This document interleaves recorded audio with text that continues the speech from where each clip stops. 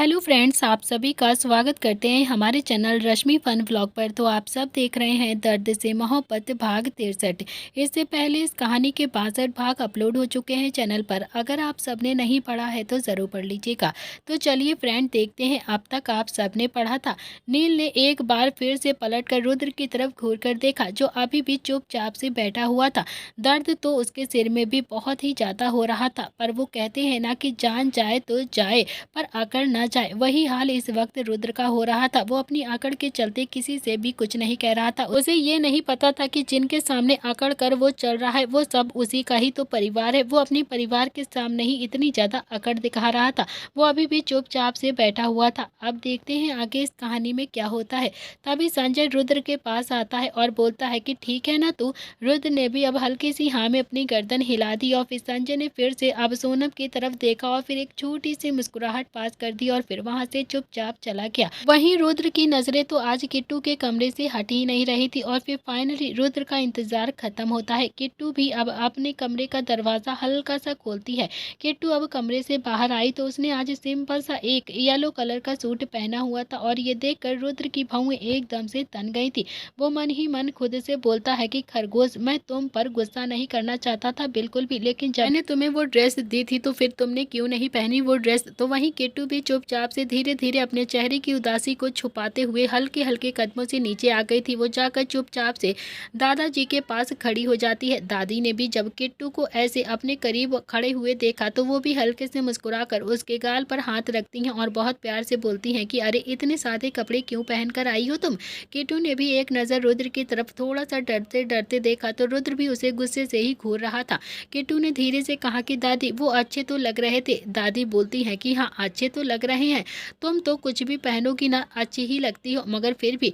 फिर वो धीरे से बोलती है कि जाओ तुम भी ना उन दोनों को हल्दी लगा दो। संध्या ने भी जब दादी की ये बात सुनी तो वो थोड़ा सा हैरानी से दादी की तरफ देखने लगती हैं, लेकिन दादी ने भी संध्या की तरफ देखना इग्नोर कर दिया। और वहीं किट्टू जो डरते डरते सोनम और रुद्र के पास आ जाती है, उसने भी अपने कांपते हुए हाथों से हल्का सा हल्दी के कटोरे में अपना हाथ डाला और फिर सोनम को लगाने को आगे के लिए बढ़ती है। उससे पहले ही सोनम ने उसकी कलाई पकड़ कर ली और फिर उसे ऊपर से नीचे तक घूर कर देखा और गुस्से से कहा, रुद्र से बोली कि अब तुम्हारे घर के नौकर भी मुझे ऐसे ही हल्दी लगाएंगे क्या। ये सुनकर तो रुद्र का दिमाग अब और भी ज़्यादा खराब हो गया था। तो वहीं किट्टू, जिसका दिमाग तो कल रात से बहुत ज़्यादा खराब था, उसकी आंखों से एक आंसू एकदम से बह गया और तभी रुद्र ने भी सोनम की बाजू पकड़ी और फिर उसे हल्का सा अपनी तरफ घुमाया और काफ़ी ज़्यादा गुस्से में उसकी आंखों में देखकर बोलता है कि नौकर नहीं है वो हमारे घर की मेहमान है, समझी तुम। आइंदा से कभी भी उसे नौकर बोला ना तो जबान काट दूंगा तुम्हारी। इतना कहकर उसने भी सोनम का हाथ जोर से झटक दिया और फिर सोनम ने भी किट्टू का हाथ झटकते हुए कहा कि कपड़ों से तो नौकर ही लग रही है, मुझे तो कहीं से मेहमान नहीं लग रही है। रुद्र बोलता है कि कपड़ों से तो तुम भी एकदम से भिखारन लगती हो, देखो ना कितने कटे फिटे से कपड़े पहन कर आई हो तुम यहाँ पर। इसका मतलब ये तो नहीं है ना कि तुम भिखारन हो गई। एक और बात सोनम पटेल, मेरी ध्यान से सुन लो, मेरे पेशेंस लेवल को टेस्ट बिल्कुल भी मत करो, वरना मैं ही जानता हूँ कि मैं तुम्हारे साथ क्या करूँगा। इसीलिए चुपचाप से बैठी रहो, समझी तुम। मेरे घर के नौकर को भी तुम्हें रिस्पेक्ट देनी होगी, ये तो फिर भी कात्यानी है, समझी ना। अपने भेजे में ये बात बहुत ही अच्छे से बैठा लो तुम। सोनम ने काफी ज्यादा गुस्से में किट्टू की तरफ घूर कर देखा और फिर रुद्र को देखकर धीरे से बोलती है कि जो भी हो, लेकिन मैं इस लड़की से हल्दी बिल्कुल भी नहीं लगवाऊंगी। रुद्र बोलता है कि मत लगवाओ, वैसे भी इस लड़की ने तुम्हें हाथ लगा दिया तो ना इस लड़की की ही हाथ गंदे हो जाएंगे, इसीलिए तुम ना लगवाओ तो ही सही है। तुम अपने सेल्फी में ही बिजी रहो, वैसे भी तुम कौन सा यहाँ पर हल्दी की रस्म निभाने के लिए आई हो, फोटो खिंचवाने के लिए ही तो आई हो ना। तो बस अपनी फोटो को खिंचवाओ, अच्छी अच्छी फोटो खींचो और निकलो यहाँ से। आने वाले वक्त में क्या होगा किसी को भी नहीं पता है। तो वहीं किट्टू ने भी कांपते हुए हाथों से रुद्र की तरफ अपना हाथ आगे बढ़ाया और धीरे से बोलती है कि सर आपको हल्दी लगा दूं। रुद्र ने भी हाँ में अपनी गर्दन हिलाई और फिर किट्टू का हाथ रुद्र के गाल की तरफ उसने हल्का सा बढ़ाने लगा, लेकिन वो भी पूरी तरीके से हल्के हल्के से कांप रही थी। रह रह कर उसे कल रात की सारी बातें याद आ रही थी। उसे ऐसा लग रहा था कि जैसे वो रुद्र के हल्दी लगाएगी और फिर रुद्र जोर से चिल्ला पड़ेगा उस पर। हालांकि रुद्र ने उसे हल्दी लगाने की परमिशन भी खुद से दी थी, मगर फिर भी किट्टू ने जैसे तैसे अपने कांपते हुए हाथों से रुद्र के गाल पर अपना हाथ रख दिया और फिर रुद्र ने भी अपनी आंखें कसकर बंद कर ली थी। जैसे वो उस स्पर्श को महसूस कर रहा, उसे इस वक्त बहुत ही ज्यादा सुकून मिल रहा था, जैसे वो किट्टू से माफी मांगना चाहता हो, जैसे वो बताना चाहता हो कि वो अपनी अकड़ साइड में नहीं रख सकता है और अपनी दिल की बात उसे नहीं बोल सकता है। किट्टू ने भी अपना हाथ पीछे खींच लिया और फिर धीरे से बोलती है कि सर मैं जाऊं? तो रुद्र ने भी अब उसे कोई जवाब नहीं दिया और फिर किट्टू ने भी नजर उठाकर धीरे से फिर से पूछा कि सर अब मैं जाऊं? तो रुद्र ने भी किट्टू का हाथ पकड़ा और ये वही हाथ था जिसमें हल्दी लगी हुई थी। रुद्र ने भी अब अपना हाथ किट्टू के हाथ पर रखा और फिर उसके हाथ में जो थोड़ी सी हल्दी लगी हुई थी वो रुद्र के हाथ पर भी लग गई थी और फिर रुद्र ने भी उसी हाथ को किट्टू के गाल पर लगा दिया। और ये सब कुछ सोनम के सामने ही हुआ था और सोनम ने नोटिस भी नहीं किया था। वो तो अभी अपनी फोटो में घुसी हुई थी क्योंकि वो अभी अपने मोबाइल में लगी हुई थी। तो वहीं किट्टू अभी काफी ज्यादा हैरानी से रुद्र की तरफ ही देख रही थी। रुद्र ने भी अपने गाल पर लगी हुई हल्दी अपने हाथ पर लगाई और फिर किट्टू के दूसरे गाल पर लगा दी और फिर धीरे से लेकिन थोड़ा सा गुस्से में पूछा कि मेरी दी हुई ड्रेस क्यों नहीं पहनी तुमने? किट्टू की आंखों में अब हल्का हल्का सा पानी आ गया था और फिर रुद्र ने फिर से धीरे से उसकी तरफ देखा और पूछा कि कुछ पूछ रहा हूँ ना तुमसे, मेरी दी हुई ड्रेस क्यों नहीं पहनी तुमने? इस वक्त रुद्र तो झूले पर बैठा हुआ था और उसके बराबर में सोनम बैठी हुई थी और किट्टू जो थोड़ा सा रुद्र के ऊपर झुकी हुई थी वो अब हल्के से खड़े होने को हुई उससे पहले ही रुद्र ने उसकी कलाई पकड़कर अपनी तरफ खींच लिया और किट्टू जो थोड़ा सा फिर से झुक गई और फिर से रुद्र बोलता है कि मेरे सवालों का जवाब देकर जाओ, बताओ मुझे कि तुमने वो ड्रेस क्यों नहीं पहनी? किट्टू ने भी अब नजर झुकाकर धीरे से कहा कि सर वो बहुत ही ज्यादा ढीली हो रही थी इसी वजह से। रुद्र बोलता है कि झूठ मत बोलो, परफेक्ट साइज था, वो स्मॉल लेकर ही तो आया था मैं। किट्टू ने भी हैरानी से रुद्र की तरफ देखा जैसे पूछना चाहती हो कि उन्हें कैसे पता कि मेरा परफेक्ट साइज क्या है और फिर वो धीरे से बोलती है कि वो मीडियम था, बहुत ज्यादा ढीला है, आप हाथ छोड़िए मैं पहन कर आती हूँ। रुद्र ने भी अब एक गहरी सांस ली और फिर बोला कि अच्छा ठीक है रहने दो, जाकर खाना खा लो, तुम भूख लगी होगी ना? किट्टू ने भी हाँ में अपनी गर्दन हिला दी और फिर किट्टू जो अपनी कलाई घुमा रही थी ताकि रुद्र उसे छोड़ दे, लेकिन रुद्र अभी किट्टू का हाथ छोड़ ही नहीं रहा था। शायद वो उससे माफी मांगना चाहता था लेकिन उसके लिए तो उसे अपनी अकड़ पहले साइड में रखनी पड़ती तब जाकर वो उससे सॉरी बोलता, लेकिन रुद्र को ये बिल्कुल भी मंजूर नहीं था, वो अपनी अकड़ को साइड में नहीं कर सकता था। किट्टू ने भी धीरे से लड़खड़ाती हुई जुबान में कहा कि सर हाथ छोड़ दीजिए। रुद्र बोला कि छोड़ दूंगा लेकिन चेहरे से ये हल्दी मत हटाना, कोई भी कुछ पूछे तो कह देना मैंने लगाई है। किट्टू ने भी अब हाँ में अपनी गर्दन हिला दी और फिर रुद्र ने भी न चाहते हुए भी किट्टू का हाथ छोड़ दिया, जबकि वो चाहता था कि किट्टू वहीं पर उसके पास में ही बैठ जाए, लेकिन वो अभी कर भी क्या सकता था। एक साथ दो काम तो वो बिल्कुल भी नहीं हो सकते हैं ना, या तो फिर वो अपने दिल की बात सुनता या फिर वो अपनी अकड़ की बात सुनता। किट्टू भी अब चुपचाप वहां से चली गई और फिर जाकर एक पिलर के पास में खड़ी हो जाती है और तभी नील और निहाल और शुभ तीनों ही उसके पास आ जाते हैं। तीनों ने ही अब किट्टू के गाल की तरफ देखा और फिर उसके चेहरे पर हल्की सी उदासी को देखा। तो नील बोलता है कि ये हल्दी किसने लगाई तुम्हें? किट्टू ने कहा कि वो रुद्र सर ने लगाई है। नील बोलता है कि तुमने पूछा नहीं क्यों, वो तुम्हें हल्दी क्यों लगा रहा है? क्योंकि हल्दी तो सोनम और रुद्र की है ना, तो फिर उसने तुम्हें हल्दी क्यों लगा दी, बताओ, पूछा क्यों नहीं तुमने उससे? किट्टू ने भी ना में अपनी गर्दन हिलाई और धीरे से बोली कि नहीं पूछा मैंने उनसे। शुभ ने कहा कि अच्छा और क्यों नहीं पूछा तुमने? किट्टू कुछ भी नहीं बोलती है। तभी निहाल ने कहा कि किट्टू पूछना तो चाहिए था ना तुम्हें उनसे। किट्टू ने निहाल की तरफ देखा और नम आंखों से बोलती है कि क्योंकि मुझे डर लगता है उनसे। निहाल ने भी जानबूझकर अब पप्पी सा फेस बनाकर कहा कि डर तो मुझे भी बहुत ज्यादा लगता है, वरना तुम्हारे बिहाफ पे मैं जरूर पूछ लेता उनसे। और तभी शुभ बोलता है कि डर लगता है, इसका मतलब ये तो नहीं है कि उससे कुछ भी पूछना ही छोड़ दोगी तुम? मान लो कल को उनसे तुम्हारी शादी हो गई या फिर उन्होंने तुमसे शादी कर ली तो फिर क्या पूछोगी नहीं कि क्यों शादी कर रहे हैं वो आपसे? ये सुनकर तो किट्टू ने हैरानी से शुभ की तरफ देखा और फिर अपनी मासूमियत के चलते बोलती है कि वो मुझसे शादी क्यों करेंगे, वो तो सोनम मैम से करेंगे ना शादी। ये सुनकर तो अब तीनों ही भाइयों ने अपना हाथ अपने सिर पर मार लिया था और तभी वहां पर संध्या आ जाती है और फिर चारों को देखकर बोलती है कि यहाँ पर क्या हो रहा है, कौन सी खिचड़ी पका रहे हो तुम लोग?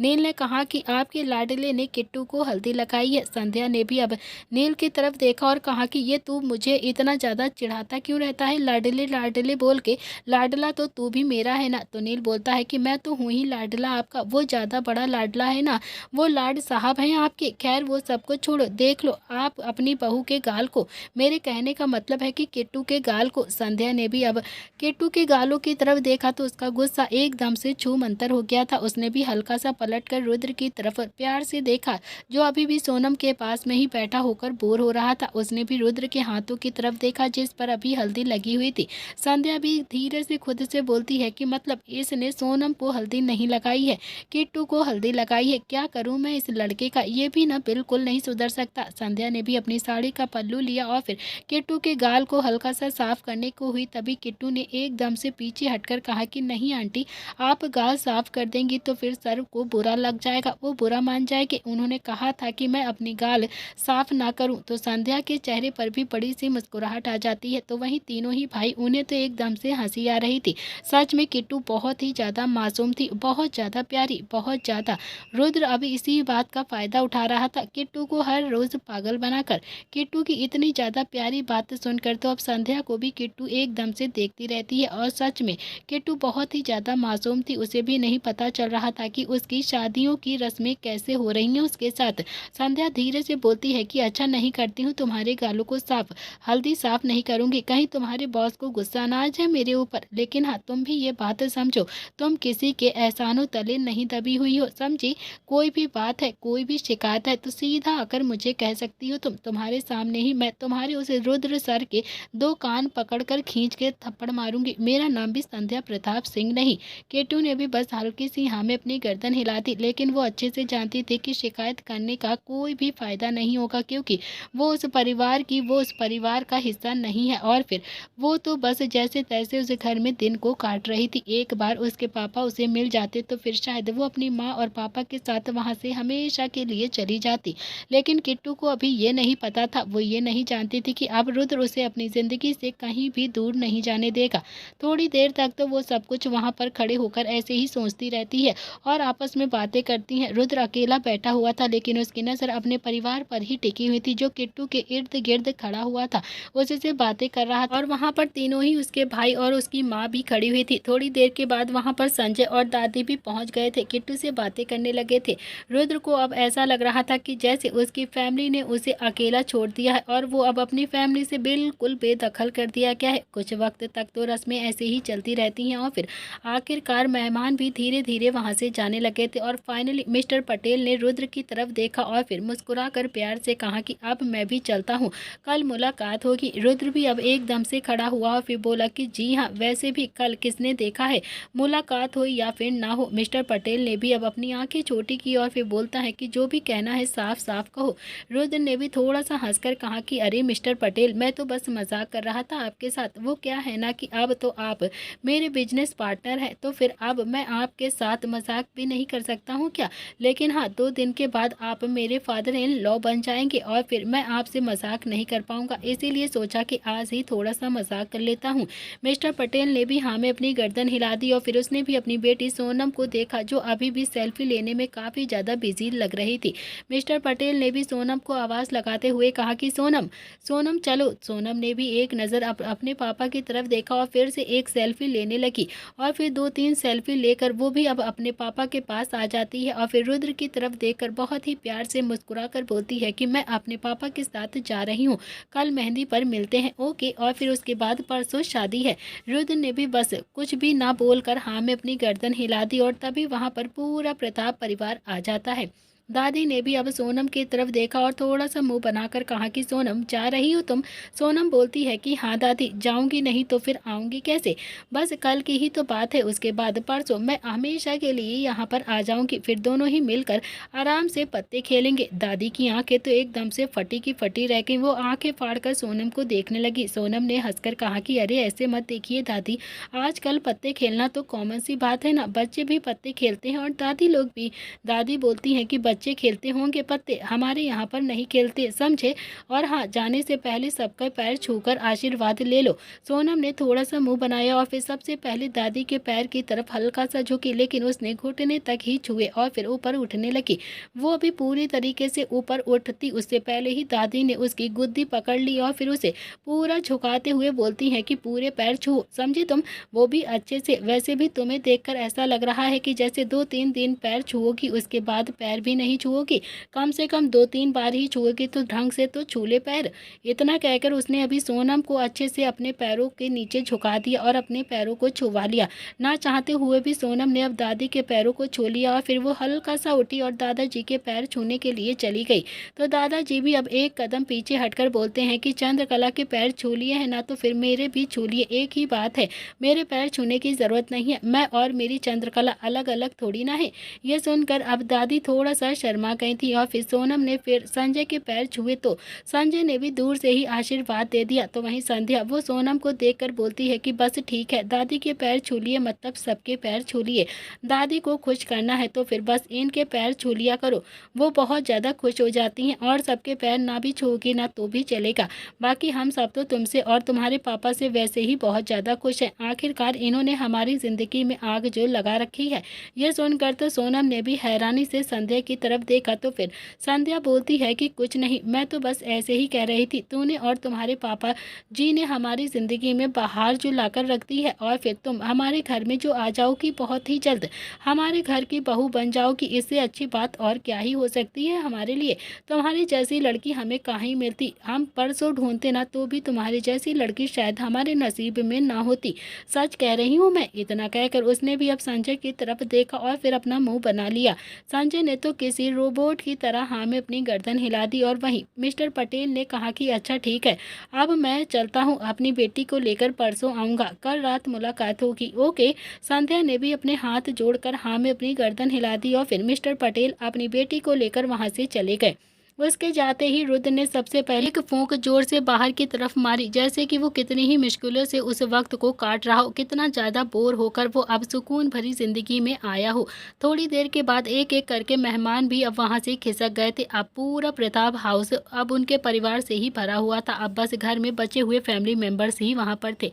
रुद्र ने भी किट्टू की तरफ देखा तो किट्टू भी हल्की सी गर्दन हिलाकर बोलती है कि जी सर, जा रही हूँ मैं भी। इतना कहकर वो भी अब सीधा अपने कमरे की तरफ जाने लगी, लेकिन उससे पहले ही रुद्र ने उसकी कलाई पकड़ ली और फिर अपने पास खींच लिया। किट्टू रुद्र के सीने से जा लगी और फिर रुद्र ने भी अपना एक हाथ किट्टू की कमर पर लपेट दिया और बोला, नील, शुभ, निहाल, आज मेरी हल्दी थी और हमने हल्दी नहीं खेली। ये सुनकर तो अब रुद्र के भाई बहुत ही ज्यादा हैरान हो गए थे, तीनों ही आंखें फाड़े बस रुद्र की तरफ ही देखे जा रहे थे। तो वहीं संध्या, संजय, दादाजी और दादी भी समझने की कोशिश कर रहे थे कि आखिरकार रुद्र अभी क्या करने की कोशिश कर रहा है, वो क्या कह रहा है।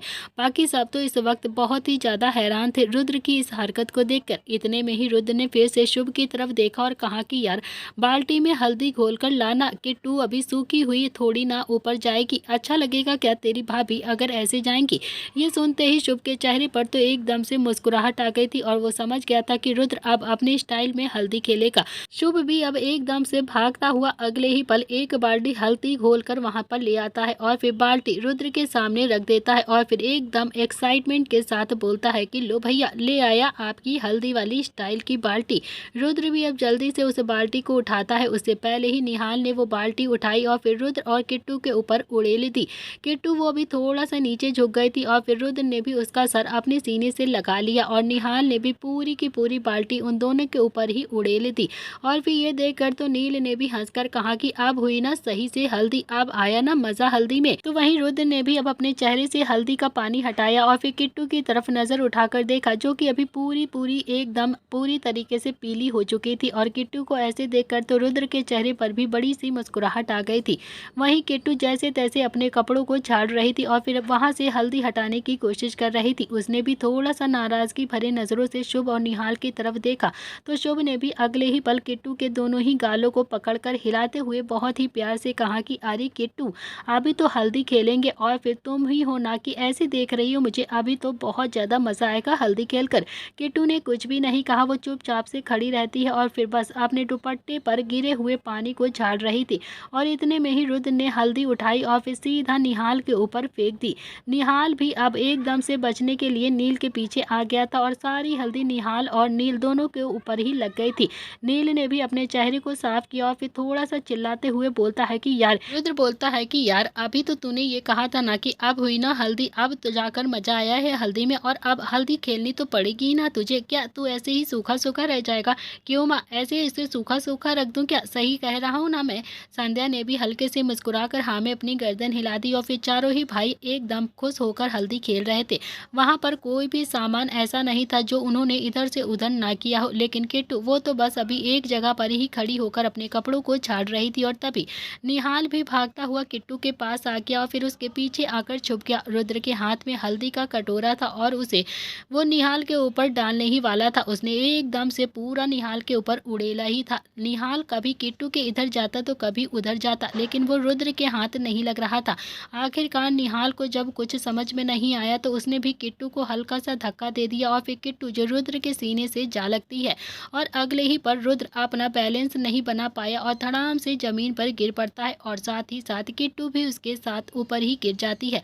उसने अपना एक हाथ किट्टू के सिर पर रखा हुआ था और एक हाथ किट्टू की कमर पर था ताकि किट्टू को कहीं पर भी चोट ना आ जाए। तो वहीं किट्टू सीधा रुद्र के सीने पर गिर चुकी थी और हल्दी का कटोरा हवा में उड़ रहा था और वो हल्दी का कटोरा जैसे ही किट्टू के सिर में लगने को हुआ, रुद्र ने अपना दूसरा हाथ भी किट्टू के सिर पर रख दिया और फिर वो हल्दी के कटोरे के किनारे रुद्र के हाथ पर लग जाती हैं, जिस वजह से उसके हाथ में थोड़ा सा जख्म भी हो गया था।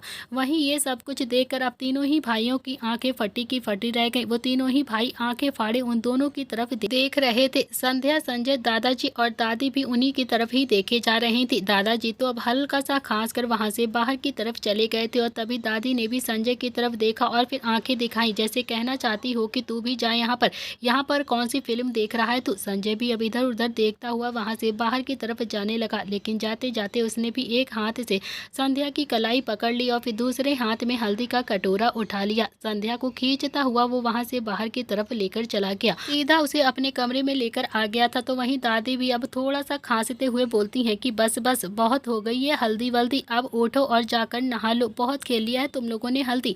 तो वहीं रुद्र ने अब किट्टू के चेहरों की तरफ देखा और फिर उसे उठने की कोशिश की, लेकिन किट्टू उठ नहीं पा रही थी। रुद्र ने भी अब किट्टू को थोड़ा सा खुद से दूर किया और फिर उसके गालों पर हाथ लगाकर थपथपाते हुए बहुत ही प्यार से बोलता है कि किट्टू किट्टू। किट्टू ने अब थोड़ी सी आंखें खोली तो रुद्र ने अब एक राहत की सांस ली और फिर उसे लगा कि शायद किट्टू बेहोश हो गई है। तो वहीं रुद्र ने भी महसूस भी किया था कि किट्टू को अभी बहुत ज़्यादा बुखार भी है। रुद्र बोलता है कि तुम्हारी तबीयत ठीक नहीं है क्या?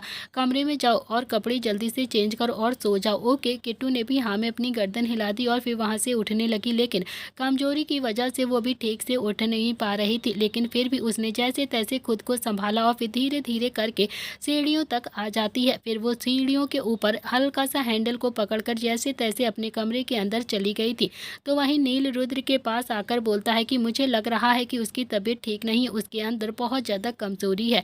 रुद्र ने भी नील की तरफ देखा और बोला कि प्लीज़ मत सुना ना मुझे, मैं ऑलरेडी बहुत ज़्यादा सुन चुका हूँ। नील ने कहा कि सुना नहीं रहा हूँ मैं तुझे, बस बता रहा हूँ कि उसकी तबीयत ठीक नहीं है, बाकी तेरी मर्जी, तेरा सामान उसे उठाकर रख दे या फिर तोड़ दे। ये सुनकर तो अब रुद्र ने भी नील की बाजू पकड़ ली और फिर उसे अपनी तरफ घुमाते हुए कहा कि सामान वो जीती जागती लड़की है, समझा तू? तुझे वो सामान नजर आ रही है? पागल हो गया है क्या? नील ने भी अपने हाथ बांधे और फिर अपनी एक एब्रो चढ़ाकर कहा कि मैंने सुना नहीं, ठीक से बता जरा मुझे क्या कह रहा है तू? रुद्र ने भी दांत पीसते हुए कहा कि वो जीती जागती लड़की है, तुझे सामान नजर आती है क्या? नील बोलता है कि सोच कर बोल, समझा तू? सोच समझ कर बोल, सामान की तरह ही तो तूने उसे ट्रीट करा है ना, तू उसे ऐसे ही तो रखता है। इतना कहकर वो भी वहां से चला गया और शुभ और निहाल ने भी एक नज़र रुद्र की तरफ देखा और फिर दोनों ही वहां से चले गए। तो वहीं दादी, उसने तो अब कोई भी बात नहीं सुनी थी, वो भी अब नौकरों को सामान समेटने के लिए कह रही थी। इधर दूसरी तरफ संजय और संध्या दोनों ही अपने कमरे में आकर मौजूद थे। संजय ने भी कटोरे में से हल्दी ली और फिर संध्या के गाल पर लगा दी। संध्या बोलती है कि इस उम्र में भी रोमांस सूझ रहा है आपको? संजय बोलता है कि नहीं, बल्कि मैं तो अपनी संध्या से प्यार करता हूँ, ये जता रहा हूँ कि बहुत ज़्यादा प्यार करता हूँ मैं तुमसे। संध्या के चेहरे पर भी बड़ी सी मुस्कुराहट आ गई। उसने भी हल्दी अपने हाथों में लगाई और फिर संजय के दोनों ही गालों पर लगाकर बोलती है कि मैं भी आपसे बहुत ज़्यादा प्यार करती हूँ। इतना कहकर उसने भी अपना सर संजय के सीने पर रख लिया और फिर संजय ने भी अपनी पकड़ कस दी। संध्या ने भी अपनी आंखें बंद कर ली और फिर संजय के प्यार को महसूस करने लगी, लेकिन अगले ही पल वो एकदम से प्यार से बोलती है कि रुद्र के अंदर आपका एक भी गुण नहीं नहीं है, एक भी गुण नहीं। पता नहीं आपने उसे कैसे बड़ा किया होगा। संजय ने भी अपनी पकड़ संध्या पर कसते हुए बहुत प्यार से कहा कि रुद्र के अंदर मेरे सारे गुण हैं, सारे के सारे। कुछ वक्त बाद देखना, वो तो किट्टू का पल्लू पकड़कर पूरे घर में ऐसे ही घूमेगा। बस अभी वो इस बात को एक्सेप्ट नहीं कर रहा है कि वो किट्टू से प्यार करता है, लेकिन जब एक्सेप्ट कर लेगा ना, तब देखना तुम उस गधे की हालत क्या करती है किट्टू। संध्या ने भी हाँ में अपनी गर्दन हिला दी और फिर बोलती है कि उम्मीद करती हूँ कि ये सब कुछ मुझे जल्द ही देखने को मिले, क्योंकि उस मासूम सी लड़की की आंखों में पानी देखकर मुझे बहुत ज़्यादा बुरा लगता है, बिल्कुल भी अच्छा नहीं लगता है मुझे। संजय ने भी संध्या को खुद से दूर किया और फिर बोलता है कि मासूम तो तुम भी बहुत ज़्यादा हो। संध्या बोलती है कि किट्टू जितनी नहीं हो, मैं मजबूर थी, मासूम नहीं थी। संजय बोलता है कि मासूम भी थी, वरना मुझे लूट लाट कर चली जाती कहीं पर। तो संजय की बात सुनकर तो अब संध्या के चेहरे पर भी बड़ी सी मुस्कुराहट आ गई थी और फिर संध्या ने भी उसे फिर से गले लगा लिया और संध्या बोलती है कि सच में रुद्र किट्टू को बहुत ज़्यादा प्यार करेगा ना। संजय बोलता है कि हाँ हाँ करेगा, देख लेना तुम। संध्या ने भी अपनी आंखें बंद कर ली और फिर वहीं रुद्र जो अपने कमरे के अंदर मौजूद था। रुद्र अभी शावर ले रहा था, लेकिन उसके कानों में नील की कही हुई सारी बातें एकदम से गूंज रही थी कि उसकी तबीयत खराब हो गई है। रुद्र ने भी अब जल्दी से बाहर आके देखा, उसने अपने बालों को अच्छे से पोंछा और फिर सीधा किट्टू के कमरे की तरफ चला गया। जब वो किट्टू के कमरे में आया तो उसने देखा कि किट्टू अभी बेसोच सी बेड पर लेटी हुई थी। उसने अपने कपड़े भी चेंज नहीं किए थे, गीले कपड़ों में ही वो बेड पर आकर लेट गई थी और शायद सच में किट्टू की तबीयत बहुत ज़्यादा खराब हो गई थी। और ये सब कुछ देखकर तो रुद्र की आंखें जैसे एकदम से सिकुड़ गई थी, जैसे जान ही निकल गई थी। किट्टू को ऐसे देखकर रुद्र के होश एकदम से उड़ गए थे। वो जल्दी से किट्टू के पास आया और उसने गाल को थपथपाते हुए बोला कि किट्टू किट्टू उठो, आंखें खोलो किट्टू, क्या हुआ है तुम्हें। लेकिन किट्टू अपने होश में नहीं थी। रुद्र ने उसके गालों को थपथपाकर जगाते हुए कहा कि एक खरगोश, क्या हुआ है तुम्हें, उठो ना, आंखें खोलो। किट्टू ने धीरे से अपनी आंखें खोली। वो रुद्र की तरफ देखकर एकदम से डर गई थी और फिर जल्दी से उठकर बैठ गई और फिर खड़े होकर रुद्र को देखकर बोलती है कि सॉरी सर, माफ़ कर दीजिए मुझे। इतना कहकर वो जल्दी से वॉशरूम की ओर बढ़ जाती है। रुद्र को किट्टू की चिंता बहुत ज़्यादा हो रही थी और वैसे भी उसने महसूस किया था कि किट्टू अभी पूरी तरह से बुखार से तप रही थी। करीब 10 मिनट के बाद किट्टू वॉशरूम से बाहर आती है तो उसने अभी नाइट सूट पहना हुआ था। उसकी आंखें ठीक से खुल भी नहीं रही थी, वो अब हल्की हल्की आंखें खोल रही थी। वो ही जानती थी कि वो कैसे अब फ्रेश होकर बाहर आई थी। किट्टू भी बाहर आकर चुपचाप से सर झुकाकर खड़ी हो गई थी। बस वो रुद्र के जाने का इंतजार कर रही थी।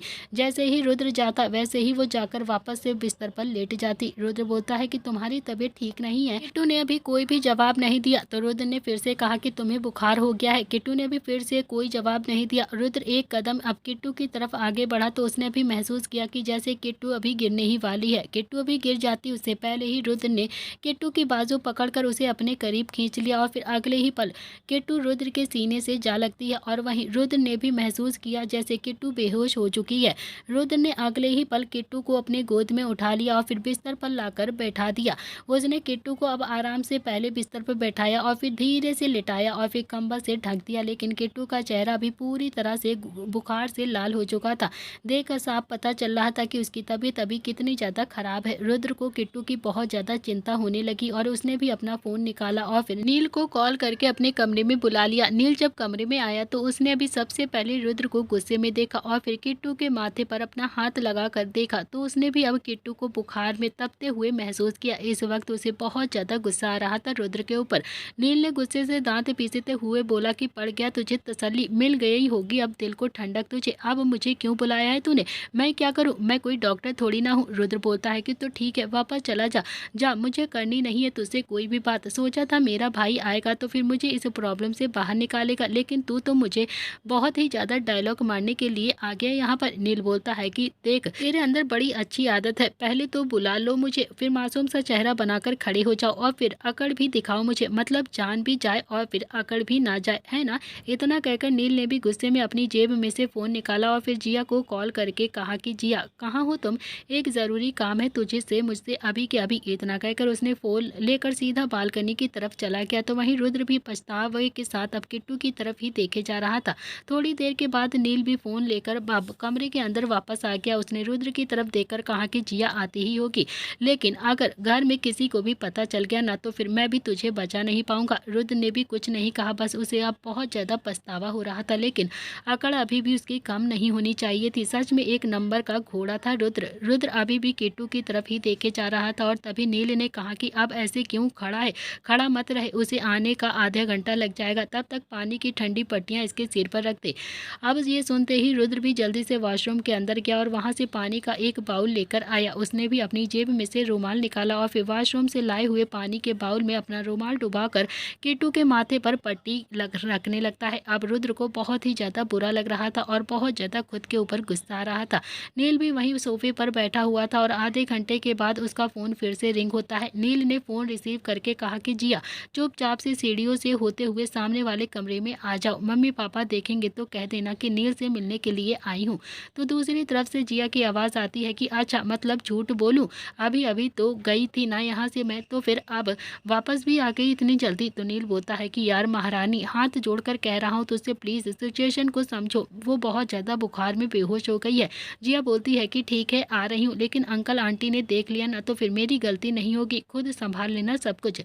नील ने भी कुछ बोलता उससे पहले ही जिया ने फ़ोन को कट कर दिया और जिया, जो कि अभी प्रताप हाउस के बाहर आकर खड़ी हुई थी, वो भी अब खुद में ही बड़बड़ाती है, यार एक तो सारे ही भाई उल्टे सीधे काम करते हैं और फिर अंकल आंटी से भी छुपाते रहते हैं। मैं तो चाहती हूँ कि किसी दिन चारों को ही अंकल आंटी गार्डन में खड़ा करके एकदम से मुर्गा बना दें। इतना कहकर जिया भी चुपचाप से घर के अंदर आ गई और फिर चुपचाप से बिना किसी आहट के किट्टू के कमरे के अंदर चली गई। जब जिया किट्टू के कमरे में दाखिल होती है तो उसने देखा रुद्र भी किट्टू के माथे पर पट्टी रख रहा था। जिया बोलती है कि क्या बात है, अभी तो शादी भी नहीं हुई है, अभी से ही बीवी की खातिरदारी हो रही है, बहुत अच्छे। रुद्र ने हल्का सा पलटकर जिया की तरफ देखा लेकिन अभी वो कुछ भी नहीं बोलता है। तो वहीं नील ने भी जिया की तरफ देखकर कहा कि जिया प्लीज़ देखो ना इसे, क्या हो गया है, इसे ना बहुत तेज बुखार है। जिया बोलती है कि हटो रुद्र, देखने दो मुझे। रुद्र भी जल्दी से हट गया और जिया किट्टू के बुखार को एकदम से चेक करने लगती है और फिर उसने भी अपना बैग खोला और फिर एक इंजेक्शन तैयार किया, किट्टू के हाथ पर लगा दिया और फिर रुद्र की तरफ देखकर बोलती है कि देखो मैंने ट्रीटमेंट तो कर दिया है इसका, आधे घंटे में बुखार भी उतर जाना चाहिए और अगर नहीं उतरा ना तो फिर ये पट्टियाँ रखते रहना तुम, ये दवाई इसे अच्छे से टाइम पर दे देना। इतना कहकर उसने भी रुद्र के हाथ में कुछ एक टेबलेट्स का पत्ता पकड़ा दिया और फिर रुद्र ने भी वो टेबलेट जेब में रख लिया। जिया ने किट्टू की तरफ देखा और फिर रुद्र की तरफ देखकर बोलती है कि इसने कुछ खाया नहीं। रुद्र बोलता है कि पता नहीं। जिया बोलती है कि अरे मैं तुमसे पूछ नहीं रही हूँ, तुम्हें बता रही हूँ, इसने कुछ खाया नहीं है, इसी वजह से ये बेहोश हो गई है। इसे होश आए तो प्लीज़ इसे ज़रूर कुछ ना कुछ खिला देना और हाँ, ये टैबलेट भी इसे दे देना। और एक बात और बताओ, तुम इसका पैर कब ठीक करवा रहे हो? और ये सुनते ही नील के कान एकदम से खड़े हो गए। वहीं रुद्र ने जिया की तरफ देखा और आंखें दिखाई तो जिया ने भी अपनी आंखें कसकर बंद कर ली और फिर वो अपनी ही बातों को बैलेंस करते हुए बोलती है कि वो मेरे कहने का ये मतलब है कि अब तुम इससे शादी करोगे तो फिर इसके पैरों को भी जल्दी से ठीक करवाओगे ना। एक सीनियर डॉक्टर मेरे हॉस्पिटल में फिर से आने वाला है, अगर तुम चाहो तो मैं किट्टू का चेकअप करवा दूंगी उससे। तो दोस्तों इसी के साथ इस कहानी का आज का एपिसोड यहाँ पर समाप्त हो रहा है। कहानी पसंद आए तो लाइक शेयर सब्सक्राइब जरूर करिएगा। नील अभी भी रुद्र और जिया की तरफ हैरानी से देख रहा था। कल का एपिसोड बहुत ही ज़्यादा इंटरेस्टिंग होने वाला है। कब होगी रुद्र और किट्टू की शादी और क्या होने वाला है इस कहानी में आगे, जरूर देखिएगा। दर्द से मोहब्बत। आज के लिए इतना ही। Thank you.